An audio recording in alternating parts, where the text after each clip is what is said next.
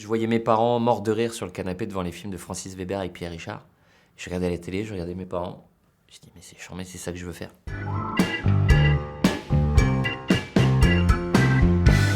Et au début, comment je faisais rire? Je faisais un peu le clown, je reprenais les blagues de mon père, je faisais rire un peu la famille, un peu... J'étais très timide, mais c'est vrai que j'aimais beaucoup faire rire. Et très jeune, mes parents m'ont offert une caméra.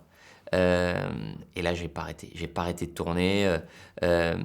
Et très vite, c'est vrai que je me suis orienté vers la comédie, parce que même quand j'essayais de faire des trucs sérieux, je voyais qu'en fait, ça faisait rire. Donc j'ai dit, bon, bah, je vais pas me prendre la tête, en fait, je vais aller que vers des trucs marrants, parce que même des fois, j'ai essayé de faire des trucs premier degré, mais en fait, ça marchait, c'était ridicule, quoi. Donc voilà, je suis parti dans la comédie. Ça a tout de suite été le cinéma, moi. C'était une évidence que je voulais faire ça dans ma vie quand je serais grand, sauf que mes parents connaissaient personne dans le cinéma. Donc forcément, ils étaient un peu sceptiques, quoi, tu vois, parce que mon père était assureur, ma mère couturière, rien à voir. Donc ils se sont dit, bon, et peut-être en plus c'est un délire, peut-être la semaine prochaine il va me dire qu'il voudrait être pompier, un autre jour il voudrait être vétérinaire. Sauf qu'ils ont vu que en fait je démordais pas, que vraiment j'insistais. Et un jour, bon bah ils ont dit, bon bah voilà, on va t'acheter une caméra et puis on verra ce que ça donne. Et aujourd'hui ils regrettent pas. Mes premiers acteurs c'était mon petit frère, mes parents. Et après, je suis allé chercher mes copains. J'ai dit, venez les gars, du coup là on n'arrêtait pas, on faisait des parodies de films d'action, de films d'horreur, de films de science-fiction. On refaisait la part de mes parents en vaisseau spatial, avec du papier alu sur tous les murs. Donc là on s'éclatait, on n'arrêtait pas, j'ai des heures de vidéos avec mes copains. Et un jour, j'étais embauché sur Fun TV, où j'étais embauché tout seul. Et après, je suis arrivé à Canal, où là, il y avait plus de moyens. Et donc là, j'ai dit à mes copains, allez, venez, une fois par semaine, on fait des sketchs, on les fait tous ensemble. Et en fait, ce qui est drôle, c'est que c'était que mes potes chômeurs qui venaient parce qu'on tournait le mercredi, donc c'est que ceux qui avaient du temps. Et au fur et à mesure, dès qu'ils trouvaient un boulot, ils partaient. Et après, il restait que ceux qui avaient vraiment envie de faire ça dans la vie, quoi.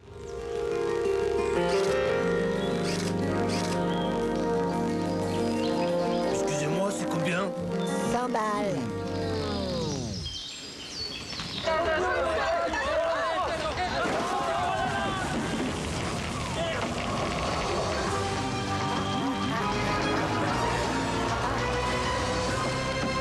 J'ai l'impression qu'on est dans un humour plutôt visuel, inspiré des comédies américaines, des frères Farrelly, ce genre-là, voilà, des trucs, des comédies avec des gags des fois un peu transgressifs, mais qui restent quand même bon enfant et familial selon nous, voilà. Après, j'ai grandi aussi avec les comédies de Francis Weber, comme je disais, Le Splendide, Les Inconnus, Les Nuls, donc je pense voilà, c'est un mélange de tout ça en fait.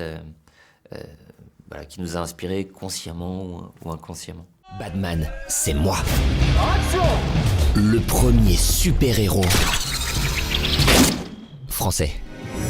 Bref, tout allait au mieux jusqu'à cette fameuse nuit où j'ai perdu la mémoire. Quel est votre nom? Je sais pas. C'est quoi ça? Vous savez plus comment vous vous appelez, monsieur? Bonjour, Batman. Batman?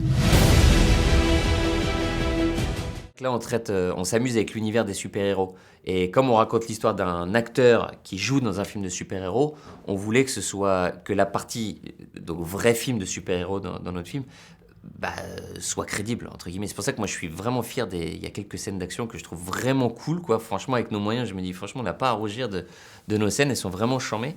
Et en plus, ça sert à la comédie. C'est-à-dire que plus le film Batman, qu'on raconte, envoie avec un super-héros qui défonce, le mec il est costaud, plus dans mon film, quand le mec va croire qu'il est super-héros mais dans la vie réelle, et en fait qu'il est tout pourri, plus ça sert ma comédie en fait, ça fait un contraste si tu veux hyper intéressant entre la fiction et la réalité.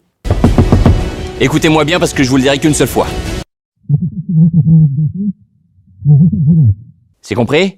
Déjà, personne n'a le même humour. Donc déjà, pour faire rire tout le monde, c'est compliqué. Donc en fait, on se fait confiance à nous, on dit, nous, on fait ce qui nous fait rire. Et dans ce qui nous fait rire, c'est vrai que des fois, t'as le truc où t'as tout petit truc borderline. C'est parce que c'est borderline, ça devient drôle en disant, ah, les cons, ils l'ont fait, ils ont osé ou quoi, machin.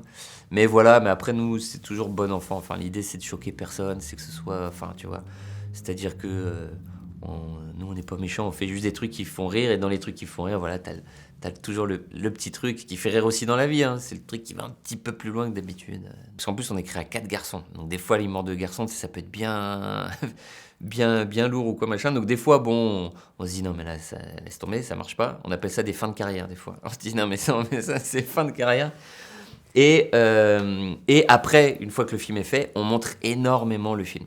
On fait beaucoup de projos, tests ou quoi, machin, pour justement, si on est allé trop loin, on rétropédale et on retire le truc. Et il y a plein de trucs qu'on a enlevés justement pour ça, en disant, on allait, genre à la fin du film, il y avait une scène trop what the fuck, mais vraiment, on allait vraiment loin, où les gens nous ont dit, les gars, vous pouvez pas finir un film comme ça, vous êtes ouf.